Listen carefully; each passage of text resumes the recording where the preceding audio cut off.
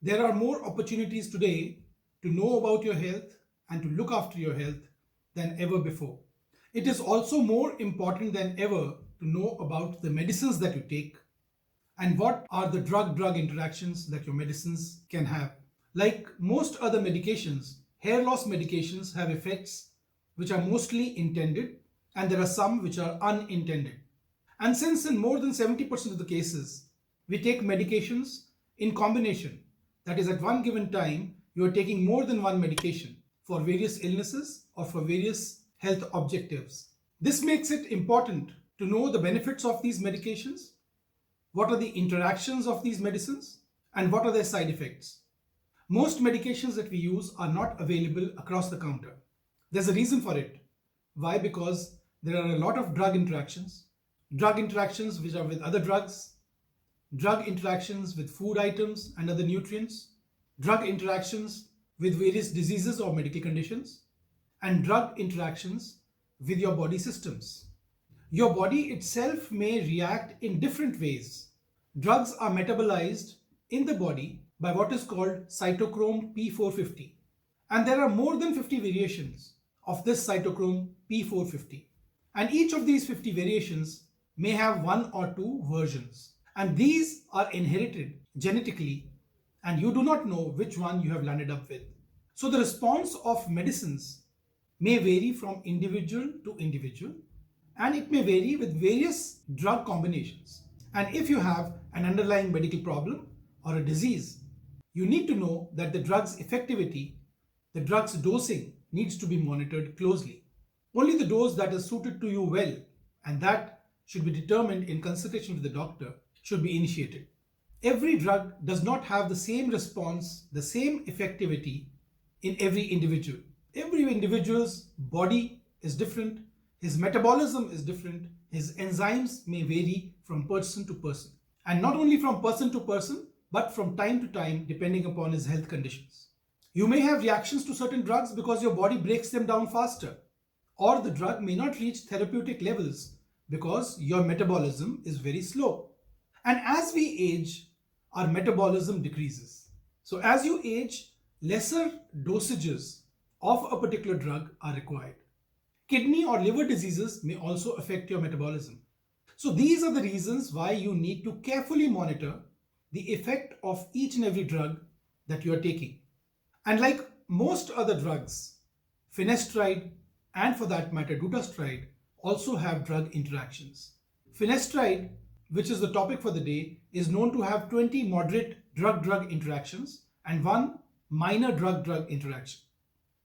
It also has interactions with two diseases, which are moderate in nature. Now, what is a moderate drug-drug interaction? The severity of drug interactions can be major, moderate, or minor. Major drug-drug interactions are those in which the risks far outweigh the benefits by a mile and a half. So these are best avoided.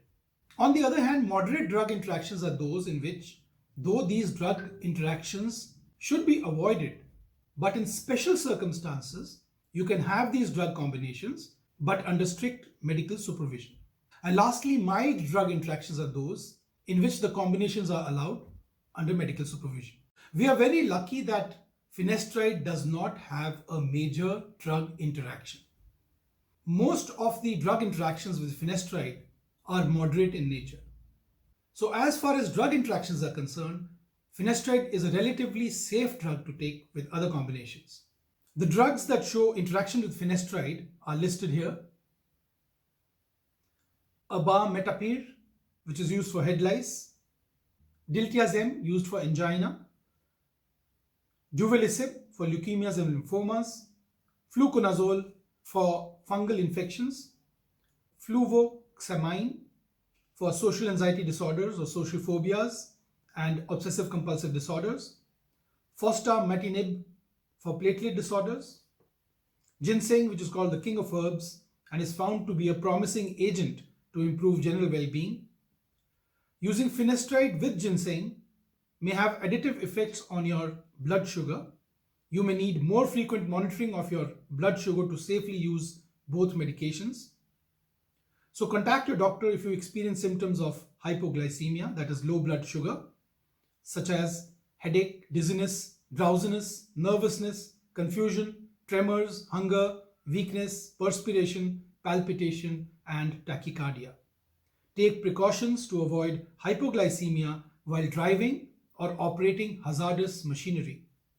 And then we have itraconazole, which is antifungal, larotrectinib, an anti-cancer agent, lifamulin, an antibiotic to treat community-acquired pneumonia in adults, nifazodone, used for depression, nelfinavir, an antiretroviral drug used in treatment of HIV, saquinavir, also used for HIV, selpercatinib, an anti-cancer drug, sirolimus, for prevention of rejection of kidney transplants and to coat cardiac stents, somapacitan, BICO, a human growth hormone analog, somatrem, a recombinant growth hormone, somatropin, used to treat growth failure in children and adults who lack natural growth hormone, tacrolimus, an immunosuppressive drug used after allogenic organ transplants to lower the risk of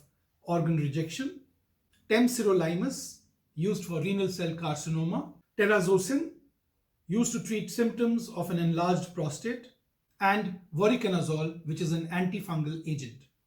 So these combinations to a great extent should be avoided because combining these medications may increase the blood levels of finasteride and lead to certain adverse side effects.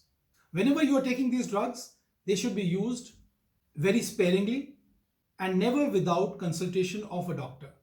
You should be very alert and cautious about sudden appearance of side effects, certain exacerbation of your symptoms, because these may require dose adjustments or these may require the drug to be stopped completely.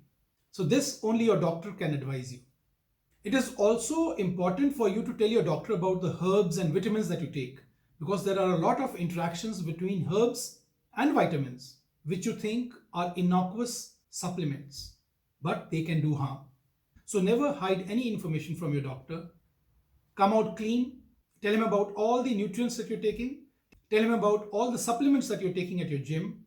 And also tell him about what diseases that you have. Because all these diseases, drugs, and supplements interact with one another.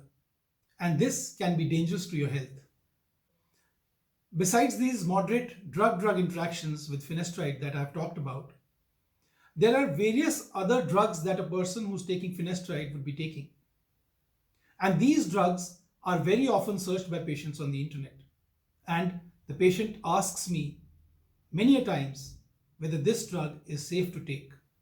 So here in this video, I list all these drugs that a person may commonly be taking along with finasteride and whether they have any side effect or not. So the commonly searched and commonly taken drugs along with finasteride are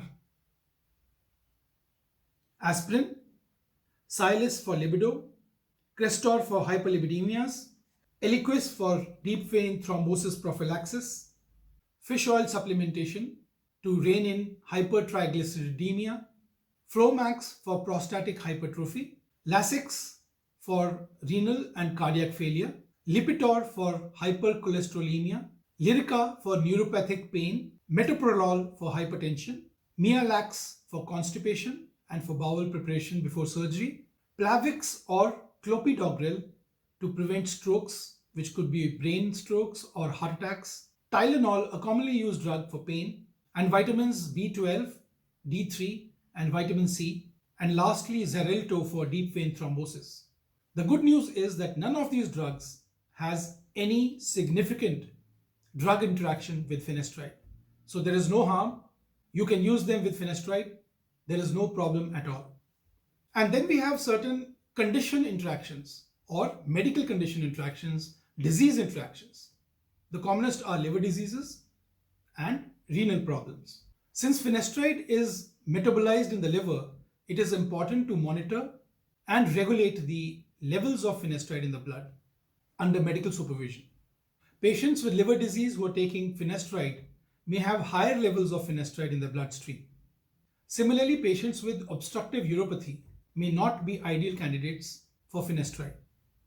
So in the end, I would like to state that it is important to know the drug that you're taking.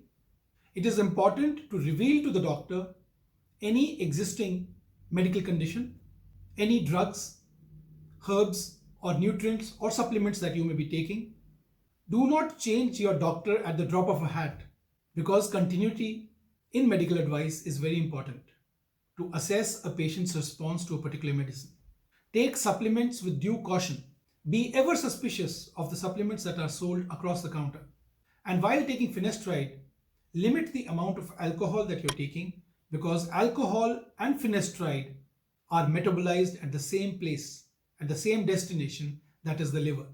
And lastly, while changing brands, taking another medication, a nutrient or a supplement, ask your doctor whether this combination is good for you, is good for your finasteride levels or not. Well, thank you for watching this video. And if you have any doubts, I will be very happy to answer them. Just leave a comment below. Thank you very much and God bless you.